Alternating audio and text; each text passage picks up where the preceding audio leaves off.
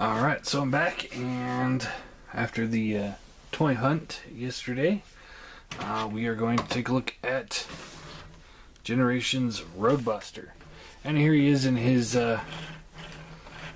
armored truck mode thing. My bopper. It rolls really well, as you can see. Looks really nice.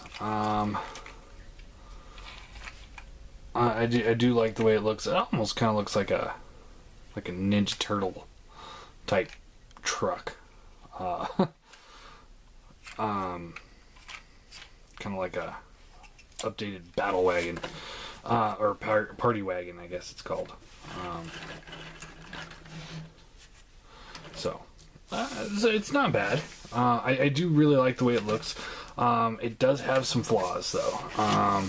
And I'll get into that first in a second here. He doesn't come with decals put on him. Instead, he comes with a sticker sheet. And I've only taken the Autobot logo off and put it on him.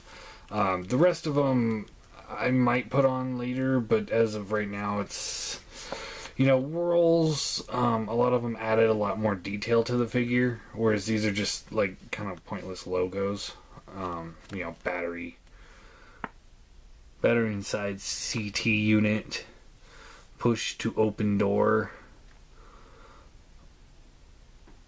electrical, 22 BR, things like that. It's like, do not paint. No handhold, it's just kind of like, it's there, if you want to add extra detail to your figure, but you don't have to. I just like to slap on that Autobot logo, and I think he looks good, as it is. So, now let's get into the flaw of this mode. These peg holes are hexagon. Round peg. So there's 6 points in this peg hole that aren't touching this handle. So when you plug it in, it plugs in very well, but like especially this gun here, it just, you rotate it just the slightest bit and they come off. It's that one just pops off. I'm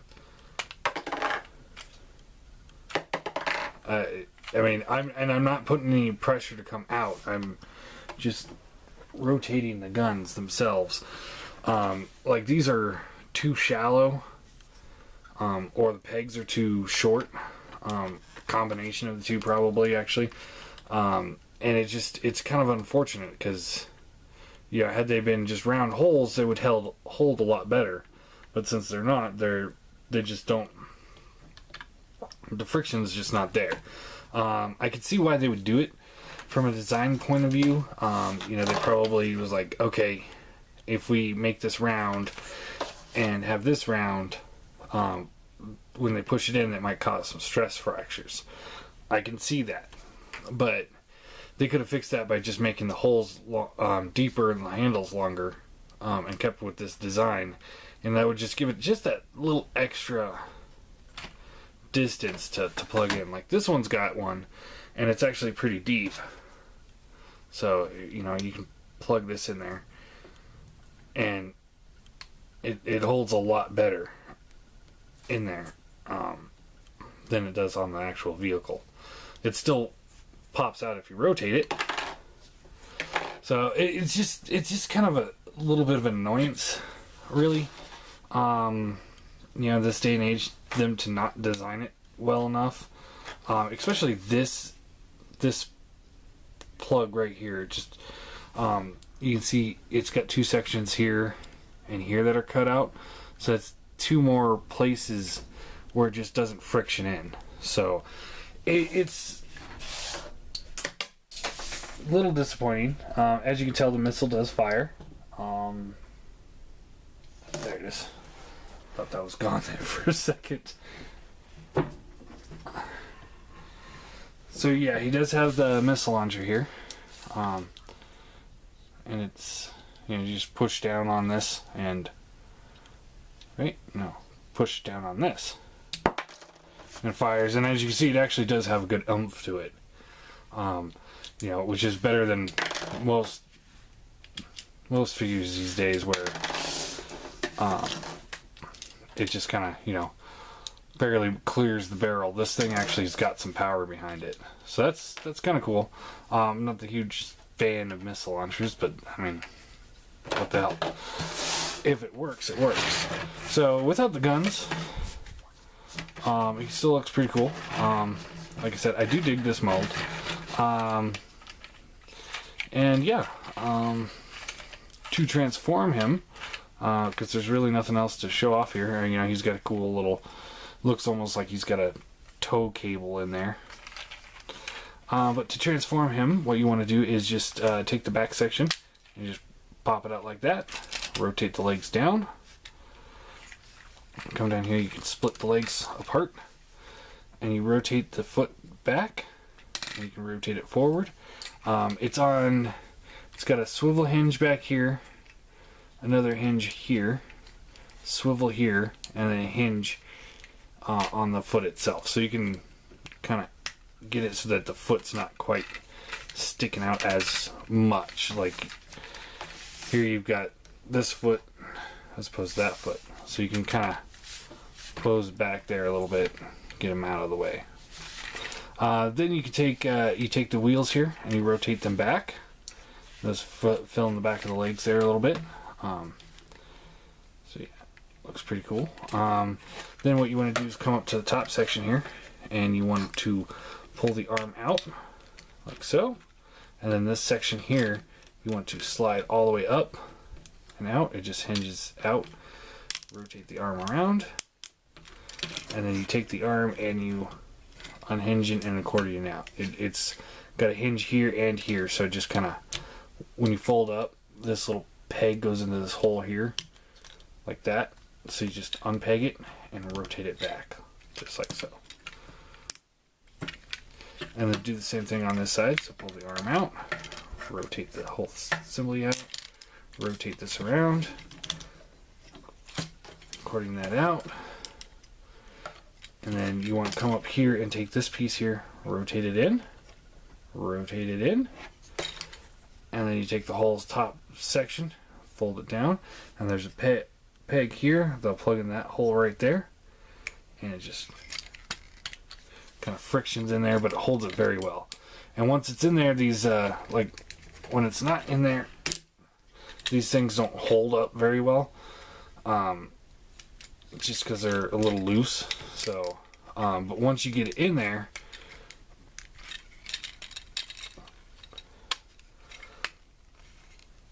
try and get it back in there.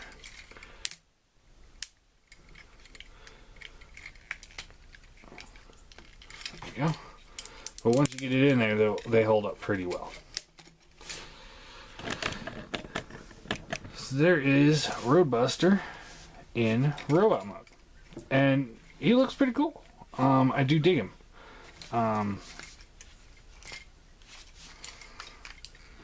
Just gonna have to play with the feet till you get him to balance. He is a little back heavy, which is unfortunate because he doesn't have much of a heel spur. He's got a really long foot, but nothing really on the heel. I wish this would fold out. Like, you know, just have a section that would fold back. You know, that would make it just infinitely better for stability reasons.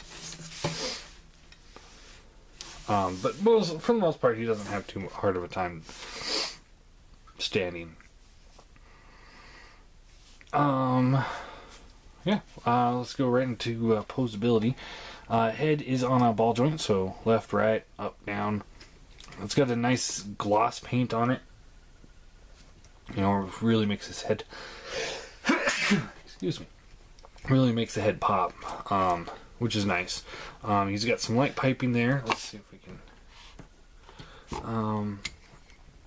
but it's the eye itself is actually painted over, so it doesn't do any good.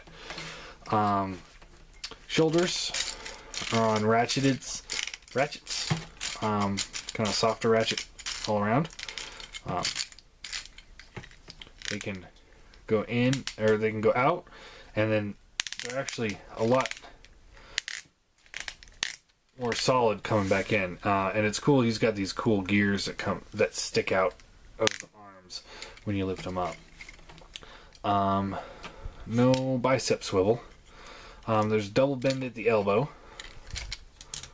Nothing at the wrist. So there's no swivel in the arm, in the actual arm itself. There's just a rotator at the shoulder. So there's no point of articulation to rotate his hand at all.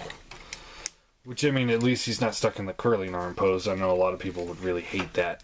Nothing at the waist. That's more due to transformation. Although, the way it pegs in, I don't see why they couldn't snuck a swivel in there. Hips go up, but because of the leg panel and this panel, they kind of only go up that far, but they go pretty far back. Again, that's a little unfortunate that they couldn't incorporate that better. There is a thigh swivel, but because of this panel here, it doesn't really like to go very far. Bends at the elbow, or bends at the knee, and you get this kind of a bend with the tire like that.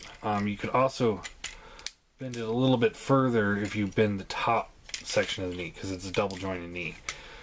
So, depending on how you do it. And I already went through the posability of the feet. So yeah. And then you can take his weapons here, and they are all somewhat interconnected. Like this piece here, it's got a swivel handle. It's got the slot right in here, so you can take this piece and slot it right in there to give him like an extension on the rifle there. Then you can take like this piece here, and you can either plug it in here or plug it in up here, like so. So he's kind of got like a sniper rifle almost with a extended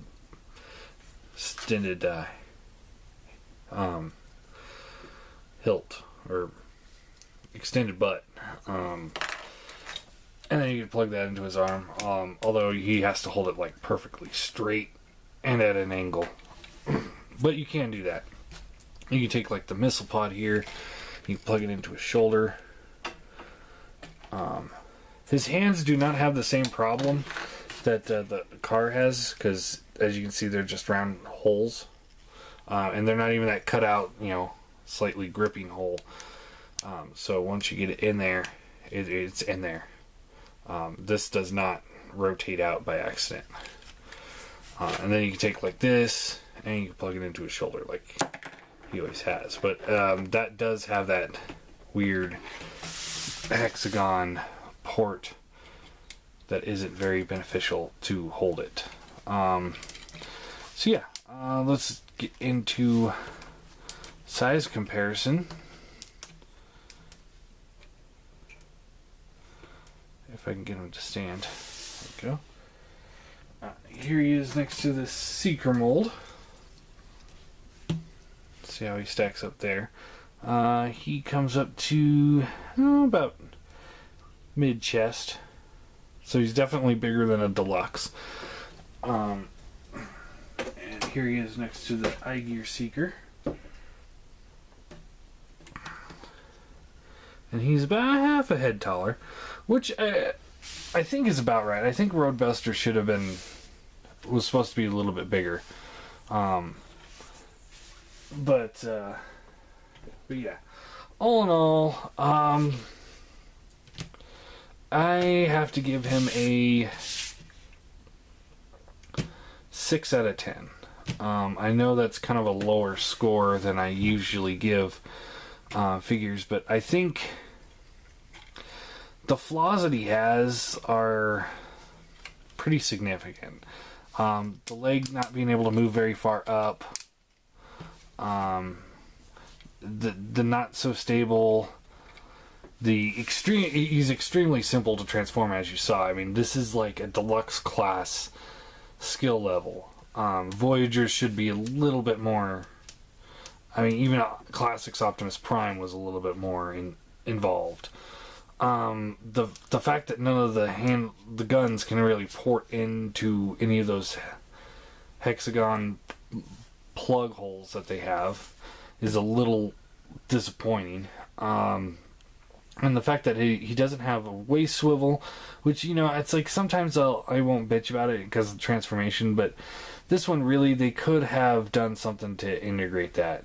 You know, had they made this waist just a little bit lower down, they could have incorporated a swivel and given this a little bit more space to move the hip at the same time. And the fact that he has no bicep swivel or wrist swivel. For a figure this size and having such a big forearm, there's no reason why... And this has nothing to do with any kind of transformation whatsoever. So there's no reason why he can't have a swivel there. And there's no reason why he can't have a swivel up here. Well, maybe he does, but it really does not want to move. Let's see this one. Yeah, same thing. It's like, it works, but it's... I mean, I feel like I'm tearing plastic when I'm moving this thing. So, I really don't want to do that. Hell, the first time I tried to move this arm, it wouldn't even budge. So, it's just... I don't know. He's a good figure, but he's not great. I think 6 out of 10 is pretty fair. I still recommend him. I still think he's a good enough figure to have in a collection. Like I said, he's not perfect. I know Fans Project put one out, a Roadbuster out, who looks great. And I'm sure he's a little bit more design savvy, or better designed than this one. But for being about a quarter of the cost of that figure, he's still a pretty solid guy. I do like him. Like I said, I mean, I kind of pointed out my problems. He looks good. I do like how he's not just... You know, I know a lot of the Age of Extinction figures were going the way of shell formers, and I like how he's not a shell former. So... But yeah, I think 6 out of 10. I think part of that might also be because of the fact of the hype on this guy. A lot of people were saying that this guy's absolutely amazing. And he's just kind of good. Not amazing. He's not just some out of this world piece of engineering. He's just another Autobot, really. I don't want to say it like that, but that's just kind of how it is. So I mean, if you're wanting something a little bit more adult collector friendly, you might want to go with the Fans Project one if you have the money. If not, then pick this guy up. Like I said, I do like him. It's a good figure. It's a good mold. But it does have some flaws. Like, I mean, he does have that swivel there, but it does not want to move. So they did something in the tweaking of the tolerances that didn't quite get it right. So yeah, there's Generations Roadbuster. I wouldn't call it, like I said, I wouldn't call it a bad figure, but slightly disappointing that he wasn't a better figure. And, you know, my apologies to everyone else out there who are really looking forward to him and spent money on ordering him special and stuff like that. He's definitely, for me, he's definitely a wait till you find him in store figure. So yeah, Generations Roadbuster.